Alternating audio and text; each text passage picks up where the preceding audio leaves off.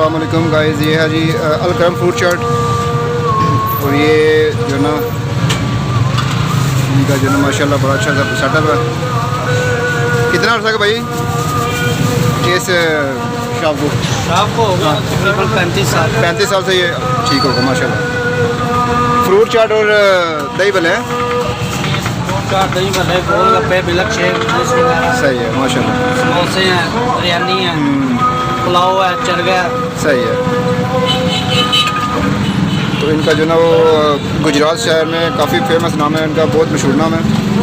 और अभी मैंने एक पैक करवाई है फ्रूट चाट और एक भल्ले।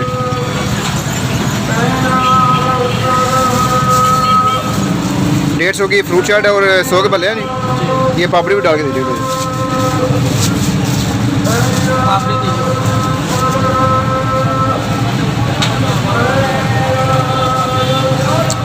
तो इनका एड्रेस आपका भाईजान ज़रा एड्रेस? शाह हुसैन गुजरात के साथ पास है आपकी एक रेड भी है और साथ शॉप भी आपके हैं।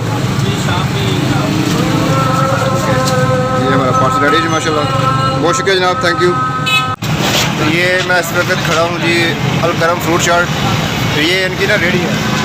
तो ये कहना है कि 35 साल पुरानी इनकी रेडी है माशाल्लाह। और इनकी जो ना वो शॉप आगे है, वो उधर आगे, ठीक है।